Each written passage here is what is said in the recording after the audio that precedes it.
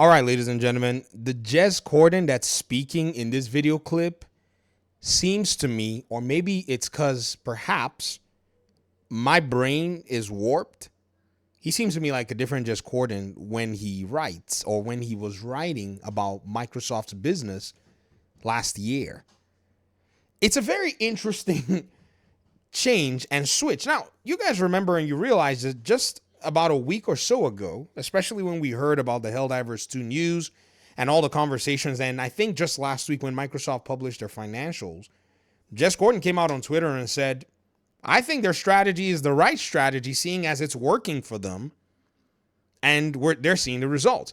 Now, what I would say as a critique to Jess is you should have always considered the fact that the consumer and the customer was always benefiting all this while.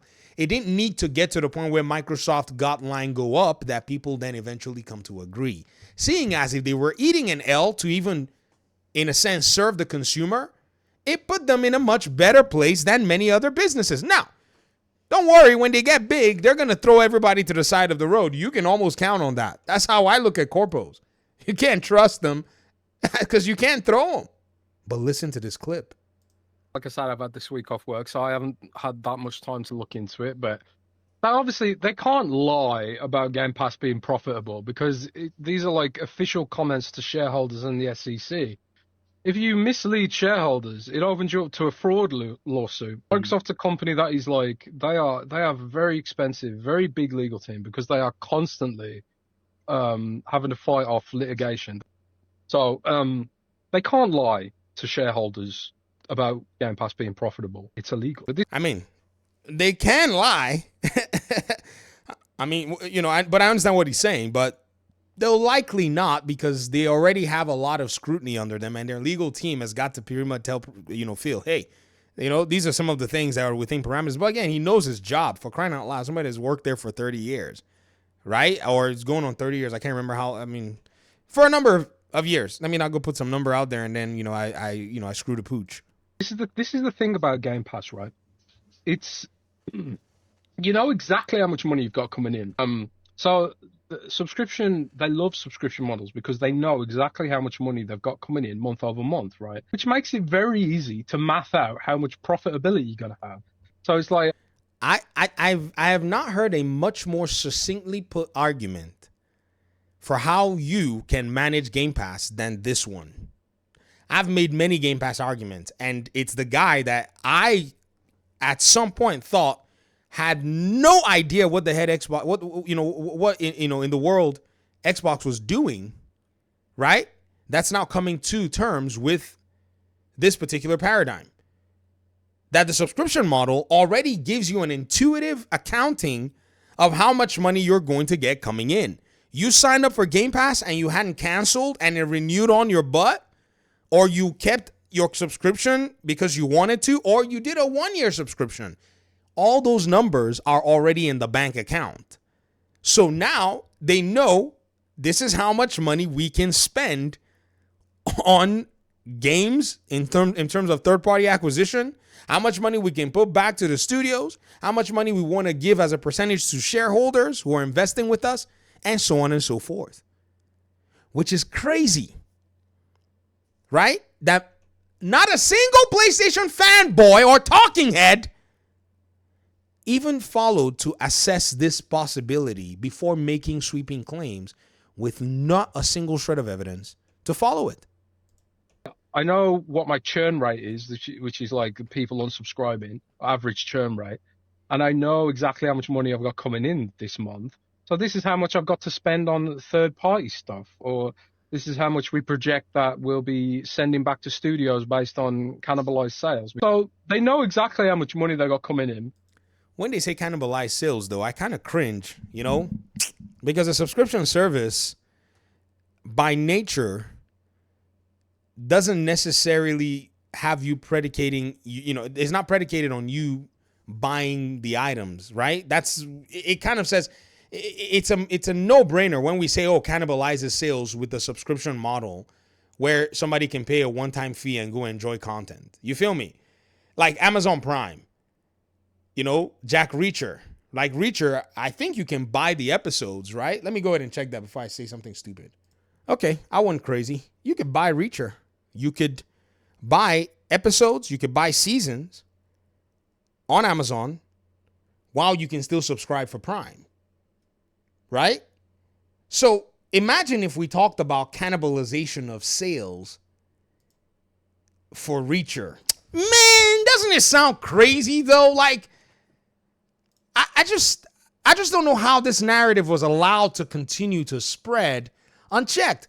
And again, that's why I said, to me, it seemed like the Jez that was writing last year, including a lot of the punditry, have seemingly now come to the conclusions that we were all waiting here for them to possibly come to.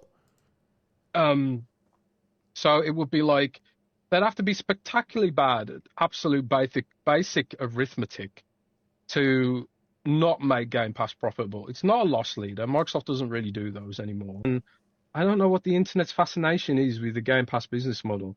It's console warring and Xbox tax and absolute bias against Xbox. I just showed you that you can buy what I consider one of Amazon's best and more popular TV series, the Reacher series. I think we got 3 seasons out of it so far, and I won't be surprised if a 4th season is actually in the works, and even other, short form TV series and movies, right? That Amazon has produced in its own studios. I mean, think about it. You can buy them and you can also subscribe. Why have we never ever used this model to compare with Xbox's model, within which on Amazon you also have access to other subscription services, as you do with Game Pass and EA Play? This was always the model to compare it with, and people would say things like, how is Xbox even profitable? While just saying, well, Amazon is profitable because they also sell stuff. Sherlock Holmes just landed in the building, didn't he? Huh? It's weird. It's almost like just because no one else is really doing it on that level, it feels like it gets all this extra scrutiny, And it's not scrutiny, it's just lying, straight up lying. I was on this Twitter the other day, and somebody, after having, questioned their entire conclusions, they blocked me and said we don't need data. And they said we don't need data and ran away. That's what they're all doing. They want to justify the box that they stuck with by degrading the other box in the public sphere. It's a coping mechanism. Look at these guys over there having all this stuff when I thought that my box was going to have all the stuff. But somehow their box is getting all this stuff too. Their box must be trash. It's a weird, it's a silly childish behavior that you see on the playgrounds or in little circles with little children. It should be scrutinized, because there's a lot of debate amongst developers about whether or not it's devaluing games and creating the impression that games are passive content was one argument. But sales, well, Jez kind of counters that because, again, that was given to me. But I would come back and say, free-to-play games have done way more to downgrade the value of games in gamers' minds. At least Game Pass can act as a content fund to fund smaller studios to make innovative projects like, Hideo Kojima's OD, which sounds like it's going to be a weird one. And all the indie games that come through Game Pass, and Microsoft talks about how many billions of dollars they've paid out to indie devs and their teams, when they do deliver a good game. Because obviously the bottom line is the game still has to be good.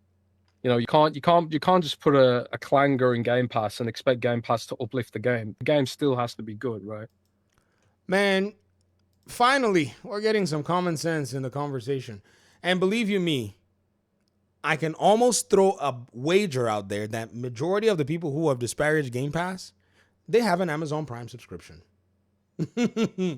Not just an Amazon Prime subscription, but an active Amazon Prime subscription where they have access to TV shows that are made and produced by Amazon with options to buy, as well as having access to free games that Amazon gives away from their service called Prime Gaming, that they get from such developers that would, in this one case, we've seen criticize Xbox. Oh yes, I'm talking about the developer that developed the game Weird West. His game was given on this service by Amazon, but you could buy the game. Yet somehow Game Pass has been under all of this scrutiny all this while. Doesn't this shock you? Doesn't this surprise you that this has been the pattern all through, and even till now, it's still the pattern? When Amazon literally would get games, like look at this, Marvel Midnight Suns. If you did not buy this game and you have an Amazon Prime subscription, you can get the game. And unlike Game Pass as a third-party title, right, you get to keep this version of the game. If this game were on Game Pass, it will cycle through at a specific given time should the publisher want it to cycle through. But somehow Game Pass is this. The scrutiny was always just some sort of a bias against Xbox. It was never genuine. To give genuine scrutiny and to give genuine, criticism, you'd have had to say things that would be sound in logic or have at least a comparative outlook overall. But what comparative outlook? Xbox is dead, isn't it? Peace out.